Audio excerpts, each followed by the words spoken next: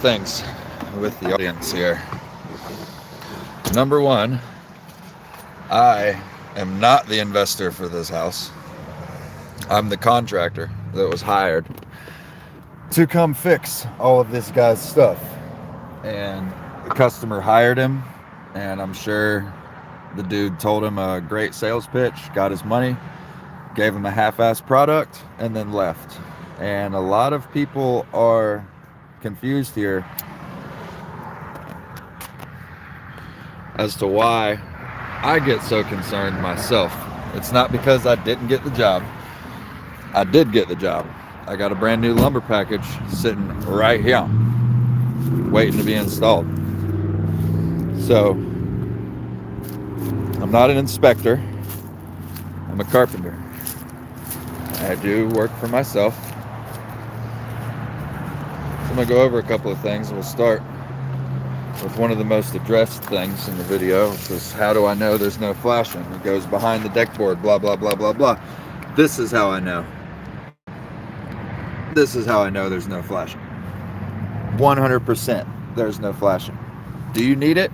That's arguable. But this is an exposed porch. There's nothing really holding water, keeping it from coming in this way and rotting out your ledger board.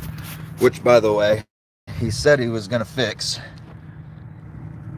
I mean, to charge somebody for this and then to not do anything, that's what's unacceptable here.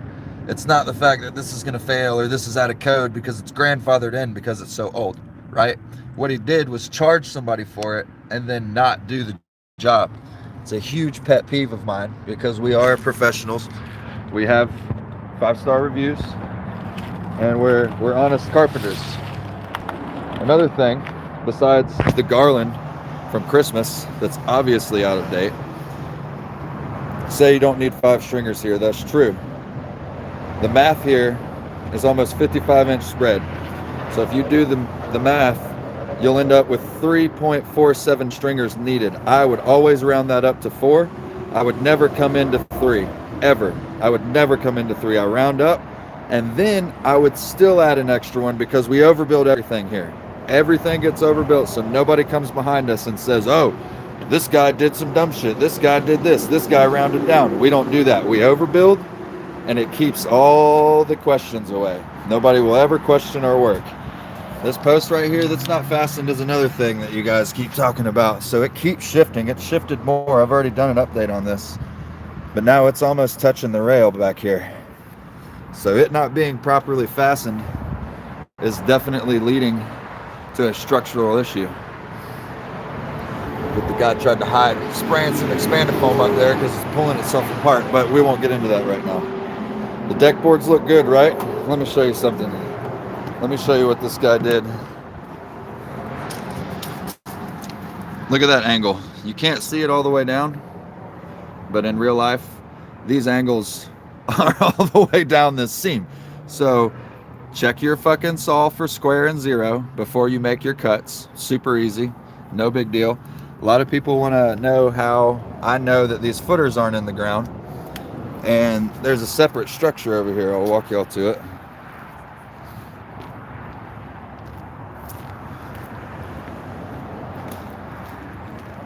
So this structure right here is built by the same guy. Looks good from a distance, right? There's no way those footers are in the ground. There's just not. They're just sitting there. Frost line here in Georgia is 12 inches down, minimum. So even if you,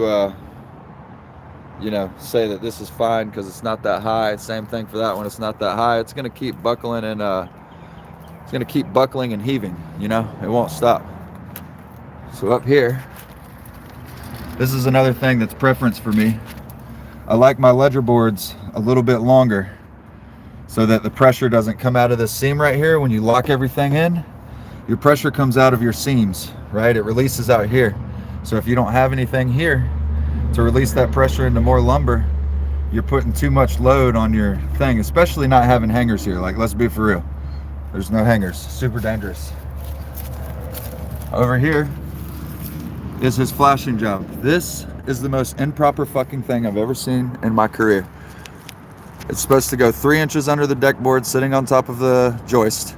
And it's supposed to go 3 inches up. I don't know what the fuck that is. This is more of his black shit that he's done. The posts are notched improperly because he's taken more than half of the meat out. So that's where that goes here. And then finally, the landing. Just look at that.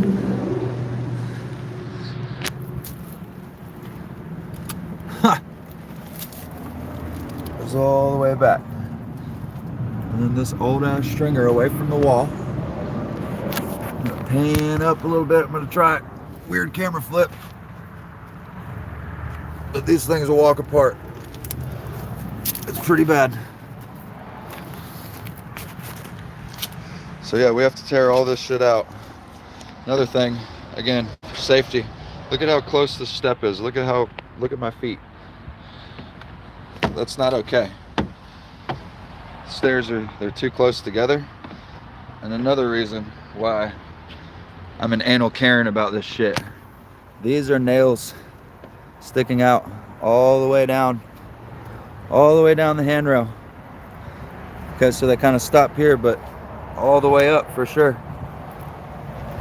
So we definitely, I mean, this is a damn gap. Look at that. Having to step down. Like, it's absolute chaos. The guy probably watched a YouTube video to learn how to do it. It's pretty sad. This guy knows what I'm talking about. But yeah, that's about it. Same thing about knowing about flashing. You can just look under here. It's not there. It doesn't exist. It's fucking really bad. All that house just fucking wide open. There's not really a roof here. This is all exposed. So we're not overly anal here. We just like to do things safe, and we overbuild stuff to do it right. No front bumper, cracked grill, bald tires, unacceptable. So y'all stay safe.